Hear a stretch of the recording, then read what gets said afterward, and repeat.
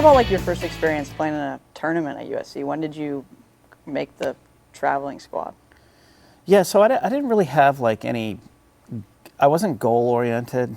Randy didn't really provide that. He just thought that the process was going to probably get me there anyways. But you know, I remember Randy really liked me, and he liked to see. He watched my development. He knew I was getting close, and I don't know where it was. Where it was my sophomore season. Early on, it was in the fall season that I was close enough that he chose me. And I can't remember if my score determined that, or I was close enough and he said, I'm taking Brian. Yeah, he picked you.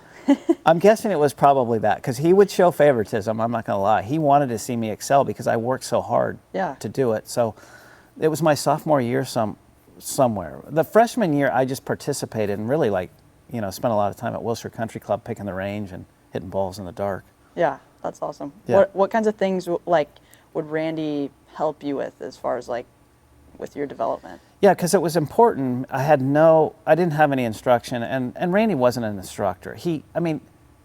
In today's contemporary world, that kind of information and that kind of intellect for it, no, it was very fundamental. It was old school. He could teach it. He taught me a little bit of grip or combinations of grip, or he challenged me to kind of explore a lot, because I use that word a lot.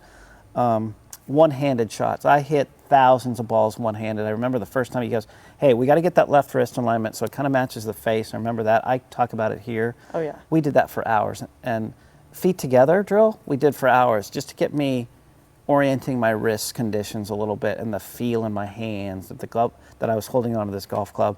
And then when I was really frustrated, which I like anybody would be in practice, he'd say something like, you look frustrated. Go get in the bunker. I'll talk to you in an hour.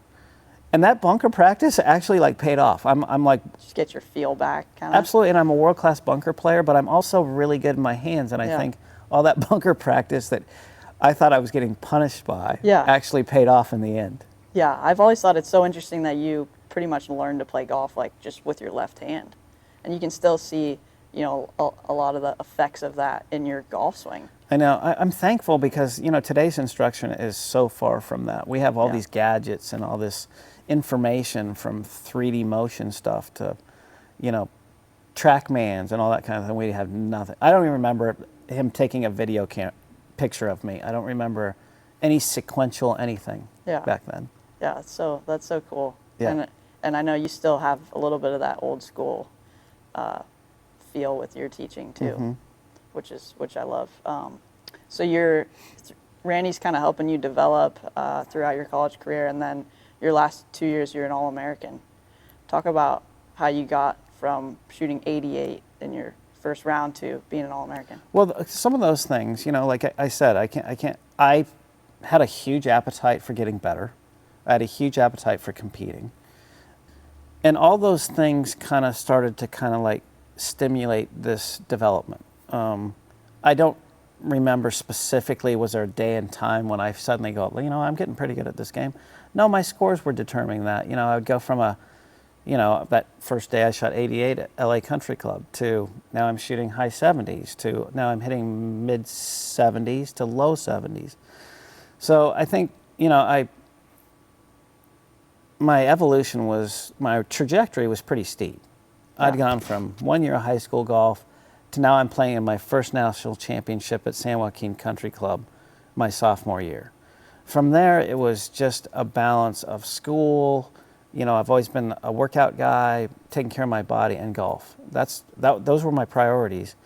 And that helped me become a really successful college player. I was an All-American my junior year. I redshirted my fourth year and then played my final season in hopes of winning a national championship. We had the best player in college golf, Sam Randolph. He won the Fred Haskins Award twice.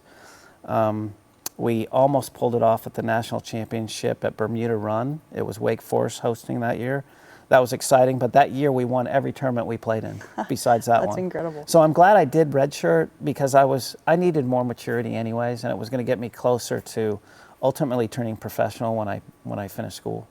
So you graduate from USC, you turn pro.